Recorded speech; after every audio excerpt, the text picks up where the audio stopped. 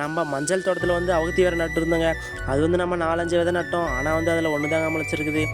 அந்த ஒன்று வந்து ஓரளவுக்கு நல்லாவே ஹைட்டாக இருக்குது. 2, 3 நாளாவே மழை பெய்யவே நம்ம ஊனி வச்சிருந்த கருணக்கிழங்கும் வந்து நல்லாவே முளைச்சிருக்குதுங்க. ஒரு கருணக்கிழங்குல வந்து பெருசாக இருக்கிற சைடில் வந்து சின்னதாகவே வந்துருக்குதுங்க.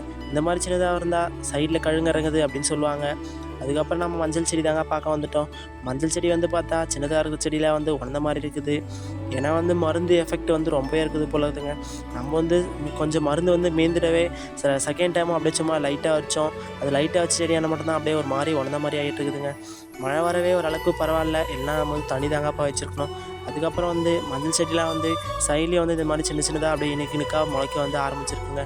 இந்த மாதிரி முளைக்க ஆரம்பித்தாவே மஞ்சள் வந்து அடியில் இறங்குது அப்படின்னு அதுக்கப்புறம் நம்ம இந்த மஞ்சள்லாம் பார்த்துட்டு ஒரு சில வேலை இருந்துச்சுங்க. மாடெல்லாம் அப்படியே பிடிச்சி கட்டிட்டு வீட்டுக்கு தாங்க வந்துட்டோம். இந்த வீடியோ உங்களுக்கு பிடிச்சிருந்தா சப்ஸ்கிரைப் பண்ணிட்டு மறக்காமல் ஒரு லைக்கை தட்டி விட்ருங்க. அப்படியே உங்களுக்கு இந்த மஞ்சள்லாம் பிடிச்சிருந்துச்சுன்னா க்ரீன் ஹார்ட்டை மறக்காமல் கமெண்ட் பண்ணிவிடுங்க.